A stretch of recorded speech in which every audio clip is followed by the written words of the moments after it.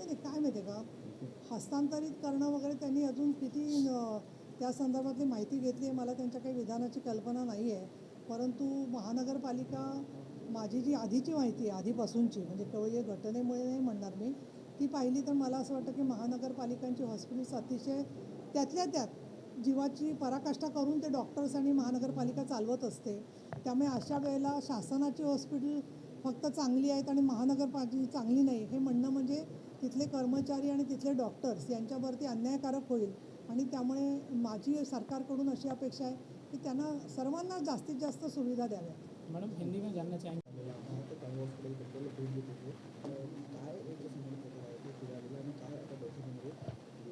कळवा हॉस्पिटलमध्ये अत्यंत दुःखद आणखीन धक्कादायक अशी घटना घडलेली आहे. परंतु आपण कोविडच्या काळात देखील पाहिलं आणि नंतरही काही वेळेला असं निदर्शनाला येतं की बरेचसे अत्यवस्थ असणाऱ्या रुग्णांना त्यांचा जीव गमवायची वेळ येते. याच्याबद्दलची वस्तुस्थिती काय आहे किंवा हे का घडलं याच्या खोलामध्ये जाण्यासाठीच राज्य सरकारने सत्यशोधन समिती नेमलेली आहे. आणि माझा आजचा येण्याचा हेतू हा होता की या सत्यशोधन समितीचा अहवाल आला तरीसुद्धा काही मुद्दे एखादी दुर्घटना झाल्यावरती त्याच्यावरती कारवाई होतेच असं नाही. उदाहरणार्थ आपल्याला दिसतं की बऱ्याचशा हॉस्पिटलमध्ये CCTV लावलेले असतात, पण त्या CCTVचं निरीक्षण जे आहे ते निरीक्षण मेडिकलच्या संदर्भातल्या लोकांनी किंवा डॉक्टर्सनी पण केलं पाहिजे की ICUच्या बाहेर काही दुसऱ्या अडचणी आहेत किंवा कसं. तसंच औषधं समजा काही कमी असल्यामुळे काही वाईट परिणाम झाला असेल तर ती पुरेशी आहेत किंवा नाही ते समजून घेणं.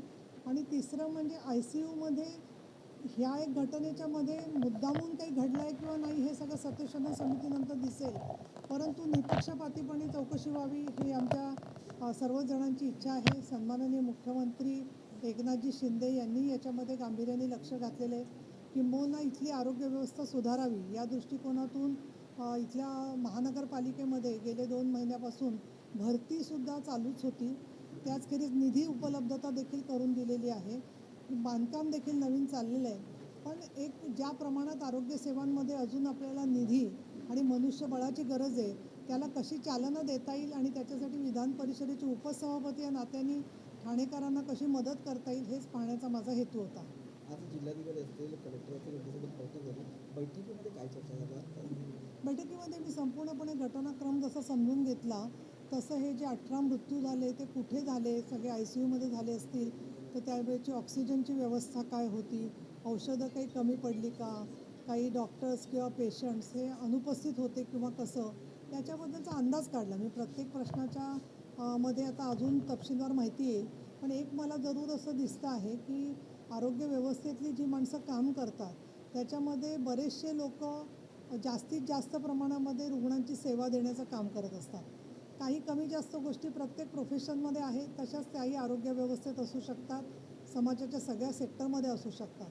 पण ज्या डॉक्टर्सनी किंवा ज्या सेवकांनी अशा पद्धतीने एवढ्या 18 मृत्यू तिथे त्यांना पाहिले तर त्यांनासुद्धा कुठे ना कुठे ही माहिती देण्यासाठी त्यांचं मानसिक बल वाढवणं आवश्यक आहे. कारण शेवटी एवढे मृत्यू आपण जेव्हा पाहतो तर त्यावेळेला तुम्हीसुद्धा अनेक आपत्तीच्या वेळेला जाता, त्यावेळेला माणसाला ती वस्तुस्थिती माहिती करून त्याच्याबद्दल सांगण्यासाठी सुद्धा संधी दिली पाहिजे. आणि म्हणून मी एक सजेशन केलेली आहे की जी जिल्हाधिकारी आणि महानगरपालिका आयुक्तांनी स्वीकारलेली आहे, त्याला नरेश म्हस्केसुद्धा स्वतः उपस्थित होते.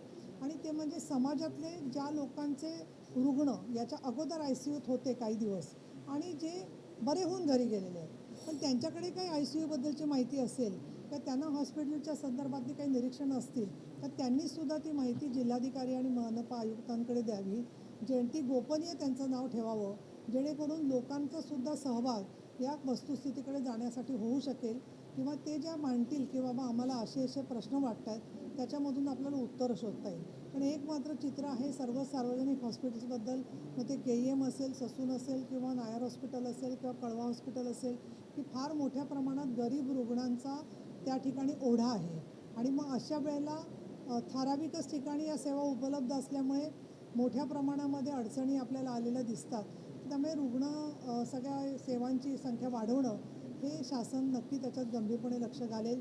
आणि कोविडच्या नंतर जे आपण बाहेर पडलो तर अशा वेळेला तो स्टाफ कळवा हॉस्पिटलनी सगळा सामावून घेतलेला आहे. म्हणजे असं नाही की कोविड संपला म्हणून सगळं रुग्ण सेवा करणाऱ्यांना घरी पाठवलेलं आहे. या पार्श्वभूमीवर आजच्या बैठकीमध्ये ही सगळी तपशीलवार माहिती घेतली, माझ्या सूचना केल्या. आपत्ती व्यवस्थापनाच्या दृष्टीने सुद्धा ICUमध्ये कुठल्याच खरं तर फॉल सिलिंग नसावेत, कारण तिथे बऱ्याच वेळेला आग वेगाने पसरते. दुसरं, ज्यांना व्हेंटिलेटर लावलेला असतो किंवा ज्यांना काही अशी इमर्जन्सी आली, जशी नगरला झाली होती, म्हणजे आजच्याशी संबंधित विषय नाही आहे, पण अशी इमर्जन्सी येते तेव्हा ICUमधून कुठून एक्झिट करायचं हे ते पेशंट इतके आजारी असतात की त्यांना माहितीच नसतं.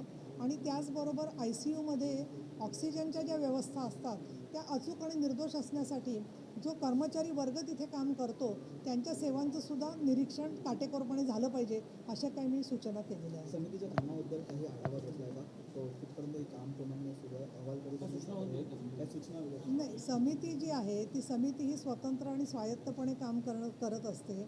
मी विधान परिषदेची उपसभापती आहे, त्यामुळे मी त्यांना समितीच्या दैनंदिन कामामध्ये जाऊन सूचना करणं योग्य होणार नाही. ज्यावेळेला त्यांचा अहवाल आमच्याकडे येईल आणि शासनाकडून आमच्या समोर येईल त्यावेळेला विधिमंडळामध्ये त्याच्यावरती आमच्या सदस्यांना नक्कीच त्याच्यावरती ते चर्चा करतील आणि सरकारशी बोलतील असं मला वाटतं. मैडम हिंदी बता दीजिए आज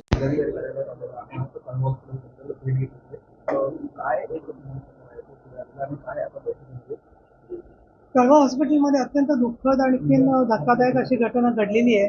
परंतु आपण कोविडच्या काळात देखील पाहिलं आणि नंतरही काही वेळेला असं निदर्शनाला येतं की बरेचसे अत्यवस्थ असणाऱ्या रुग्णांना त्यांचा जीव गमवायची वेळ येते. याच्याबद्दलची वस्तुस्थिती काय आहे किंवा हे का घडलं याच्या खोलामध्ये जाण्यासाठीच राज्य सरकारने सत्यशोधन समिती नेमलेली आहे. आणि माझा आजचा येण्याचा हेतू हा होता की या सत्यशोधन समितीचा अहवाल आला तरी सुद्धा काही मुद्दे एखादी दुर्घटना झाल्यावरती त्याच्यावरती कारवाई होते तसं नाही. उदाहरणार्थ आपल्याला दिसतं की बऱ्याचशा हॉस्पिटलमध्ये CCTV लावलेले असतात, पण त्या CCTVचं निरीक्षण जे आहे ते निरीक्षण मेडिकलच्या संदर्भातल्या लोकांनी किंवा डॉक्टर्सनी पण केलं पाहिजे की ICUच्या बाहेर काही दुसऱ्या अडचणी आहेत किंवा कसं. तसंच औषधं समजा काही कमी असल्यामुळे काही वाईट परिणाम झाला असेल तर ती पुरेशी आहेत किंवा नाही ते समजून घेणं.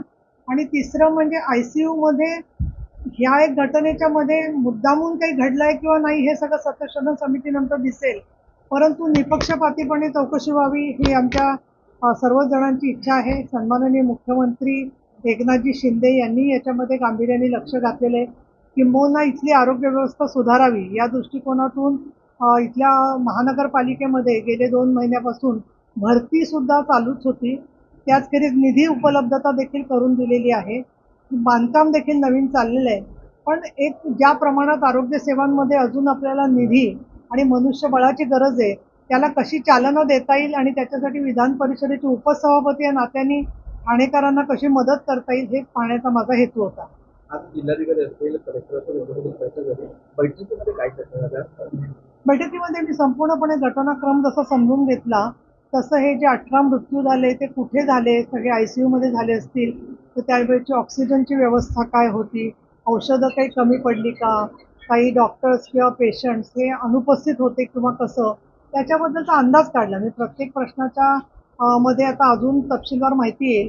पण एक मला जरूर असं दिसतं आहे की आरोग्य व्यवस्थेतली जी माणसं काम करतात त्याच्यामध्ये बरेचसे लोक जास्तीत जास्त प्रमाणामध्ये रुग्णांची सेवा देण्याचं काम करत असतात.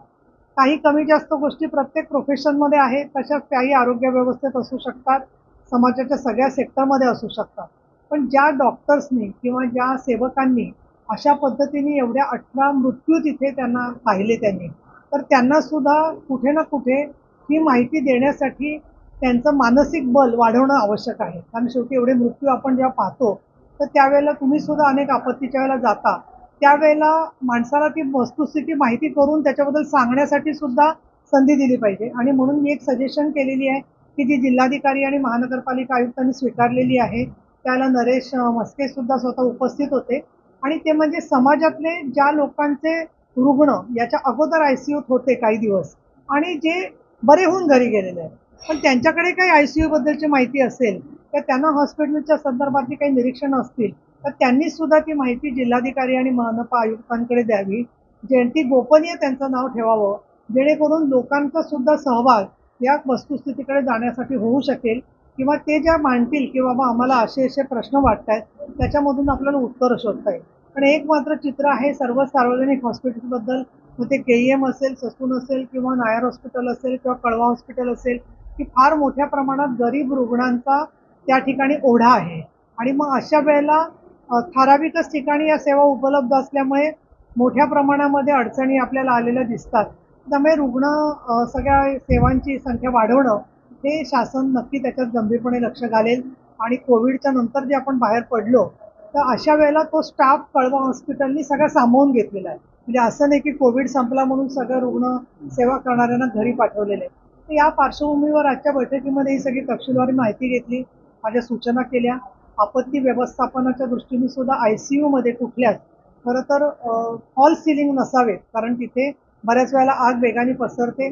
दुसरं, ज्यांना व्हेंटिलेटर लावलेला असतो किंवा ज्यांना काही अशी इमर्जन्सी आली, जशी नगरला झाली होती, म्हणजे आजच्याशी संबंधित विषय नाही आहे, पण अशी इमर्जन्सी येते तेव्हा ICU मधून कुठून एक्झिट करायचं हे ते पेशंट इतके आजारी असतात की त्यांना माहितीच नसतं. आणि त्याचबरोबर ICU मध्ये ऑक्सिजनच्या ज्या व्यवस्था असतात त्या अचूक आणि निर्दोष असण्यासाठी जो कर्मचारी वर्ग तिथे काम करतो त्यांच्या सेवांचं सुद्धा निरीक्षण काटेकोरपणे झालं पाहिजे, अशा काही मी सूचना केलेल्या आहेत. समितीच्या कामाबद्दल काही आढावा घेतलाय का? कुठपर्यंत हे काम पूर्ण सुरू आहे? अहवाल कधी सूचना नाही, समिती जी आहे ती समिती ही स्वतंत्र आणि स्वायत्तपणे काम करत असते. मी विधान परिषदेची उपसभापती आहे, त्यामुळे मी त्यांना समितीच्या दैनंदिन कामामध्ये जाऊन सूचना करणं योग्य होणार नाही.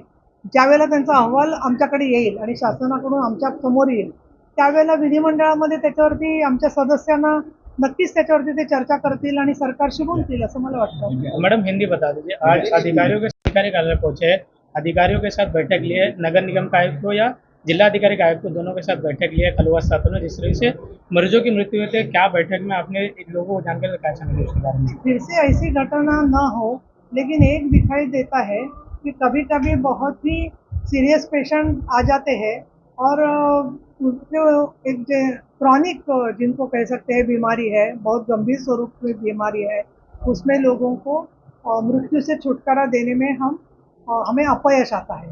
तो इसके बारे में क्या कोई जिम्मेदार है कि परिस्थिति ऐसी होती है कि दवाई से भी काम नहीं होता है या ICU की ट्रीटमेंट से भी काम नहीं होता है? इसका पूरा फैसला जो है, इसका पूरा निर्णय जो है वही करने के लिए मुख्यमंत्री CM शिंदे साहब ने कमेटी बनाई है. तो उसका सत्यशोधन रिपोर्ट आने के बाद में इसके बारे में कुछ भी मैं राय दे सकूंगी, लेकिन मैंने इसको लोगों को बार बार ऐसी तकलीफ न आए इसके लिए जो भी गवर्नमेंट कर सकती है उसको अच्छी तरीके से निभाने के लिए, उसको मदद करने के लिए मैंने आज मीटिंग ली है. मैडम, जिस तरीके से अनेक राजनीतिक दल जो है इस पर राजनीति कर रहे हैं, कलवा सदन में अनेक मरीज जो है उपचार ले रहे हैं, उस दौरान अनेक राजनीतिक जो आंदोलन हो या अधिकारियों से मुलाकात कर रहे हैं, आपके माध्यम से क्या उनका आह्वान रहेगा?